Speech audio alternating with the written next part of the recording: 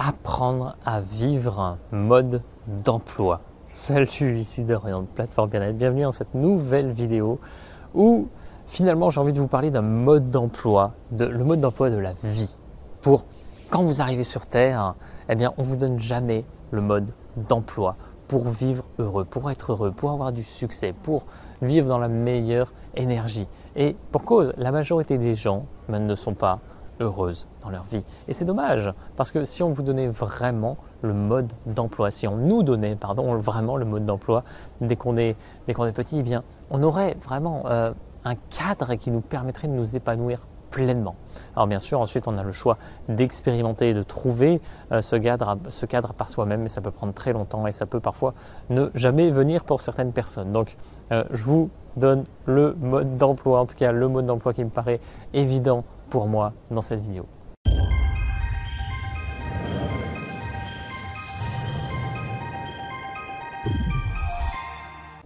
Donc le premier point, c'est celui déjà de se sentir bien en permanence. Ça devrait être la priorité numéro 1, de s'axer sur le fait de se sentir bien. Et donc tout ce qui fait que vous pourriez ne pas vous sentir bien aujourd'hui, eh bien devrait être changé dans votre vie et faire en sorte que vous vous aligniez vraiment sur des choses qui vous fassent vous sentir bien. Donc chaque fois que vous faites quelque chose que vous sentez qui n'est pas en accord avec qui vous êtes, avec votre énergie, avec le fait que vous puissiez vous sentir bien, eh bien ne le faites pas. Ou ne le faites pas dans cette unité de temps précise ici et maintenant parce que ce n'est pas le moment de le faire. Et si vous êtes à contre-cœur dans certaines choses, ça ne peut pas porter des fruits positifs sur le long terme. Donc, ce que je vous invite à faire, c'est vraiment de vous centrer chaque jour sur ce qui vous fait vous sentir vraiment bien. Et ça va activer une magie phénoménale parce que quand vous vous sentez bien, vous faites les choses avec plus d'entrain, plus d'énergie, vous avez plus de résultats positifs, vous impactez les autres favorablement autour de vous et du coup, ils vous le renvoient. Et c'est vraiment une alchimie géniale qui se met en place. Le second point, c'est celui d'être ouvert à son intuition. C'est-à-dire qu'on est dans une société où on pense beaucoup avec la tête, avec le mental. Et donc on est toujours là, dans cette région-là, ça grouille. Et on oublie de s'ouvrir à notre cœur finalement, de s'ouvrir à ce que l'on sait être bon pour nous naturellement. Et donc on va faire des choix basés sur le mental en permanence, alors que on sait que certains de nos choix ne sont pas en accord avec qui l'on est vraiment et que l'on pourrait en faire de meilleurs si on suivait vraiment notre intuition et notre cœur, même si toutes les personnes autour de nous ou toutes les situations nous montrent qu'on n'est pas dans qu'on n'est pas sur la bonne voie. Nous, on sait de façon ultime à chaque fois, parce qu'on a cette parole du cœur, parce qu'on a cette intuition, parce qu'on voit des signes autour de nous, que nous envoie la vie ou les êtres qui nous guident et qui nous disent clairement si on est sur la bonne voie ou non. Donc, rester ouvert à son intuition en permanence est pour moi juste une clé essentielle pour apprendre à vivre au mieux. Ensuite, c'est l'écoute de ses besoins, aussi bien physiques que ses besoins spirituel ou mental. C'est-à-dire que on est souvent pris dans un quotidien qui bouge beaucoup, tout est organisé, etc. Alors qu'on oublie qu'on a des besoins fondamentaux. Par exemple, le besoin de se nourrir aujourd'hui est régi plutôt par des habitudes. On va manger au petit déjeuner, au déjeuner et au dîner à des heures très précises, alors qu'on n'a pas forcément faim, alors que on va manger des trucs qu'on n'a pas forcément envie parce que c'est au menu, etc. Enfin bon, l'idée c'est qu'on n'est pas à l'écoute de ses véritables besoins. Si on n'a pas faim, on n'est pas obligé de manger.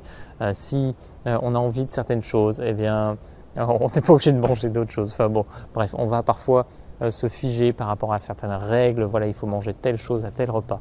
Je vous donne l'exemple de la nutrition, ça marche dans tous les domaines. Revenez vraiment aux besoins de votre corps. Si votre corps a besoin de se reposer, a besoin d'être en activité, a besoin de faire du sport, a besoin de respirer, sachez écouter ces signes-là qui sont là en permanence et qui vous permettent vraiment de prendre les meilleures décisions. Et après, c'est les besoins de votre esprit aussi. C'est-à-dire que peut-être que vous nourrissez votre esprit, votre mental d'informations qui ne sont pas bonnes pour lui ou dont il n'a pas envie d'être en connaissance. Par exemple, vous allez écouter les informations, exemple bateau, les informations de 20 heures, et vous allez vous sentir mal après parce que vous avez appris des choses qui ne sont qui ne sont pas positives, etc. Alors que vous savez que vous auriez pu regarder peut-être un film qui vous aurait vraiment plu ou un documentaire qui aurait été hyper instructif et en accord avec vos sujets d'actualité du moment. Et voilà, ça aurait été bien meilleur pour vous. Donc sachez écouter à chaque fois les besoins physiques et mentaux de votre corps, de votre esprit, etc. Et enfin, le dernier grand point, c'est celui de la persévérance à mon sens. La plupart des personnes abandonnent avant d'atteindre le bout du tunnel.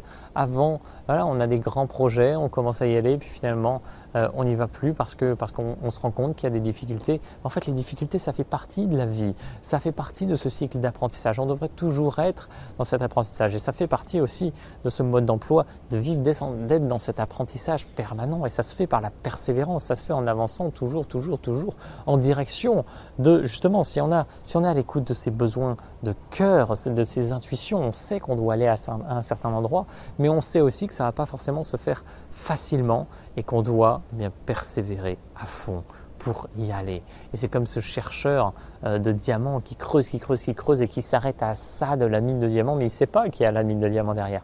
Il s'arrête à ça alors qu'il y a son collègue qui est en train de creuser au-dessus et qui est à fond, qui a la niaque et lui il va y arriver parce qu'il ne se pose pas de questions, parce qu'il sait qu'il donne le meilleur de lui-même ici et maintenant. Il ne se préoccupe pas de savoir s'il y a des difficultés ou quoi que ce soit, ou si la roche va être plus dure, plus loin, ou voilà, ou s'il est plus fatigué. Il va y aller. Peut-être qu'il va se reposer un jour, 2 jours, peut-être une semaine, et puis il va y retourner. Et puis il sait qu'il arrivera au bout.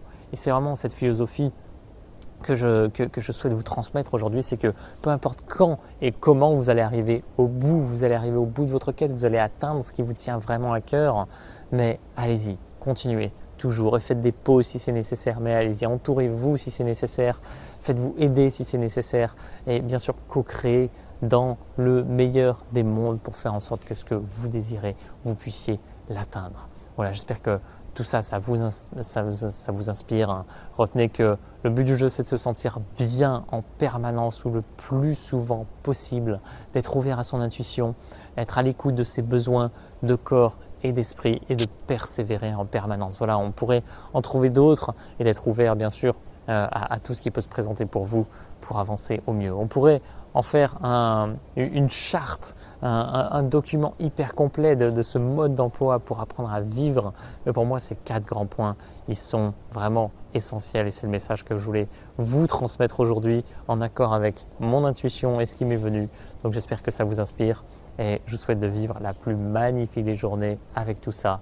N'hésitez pas à vous abonner à la chaîne si tout ça, ça vous parle, de partager ces vidéos si vous pensez qu'elles peuvent aider certaines personnes. Et je vous dis à très bientôt. Salut!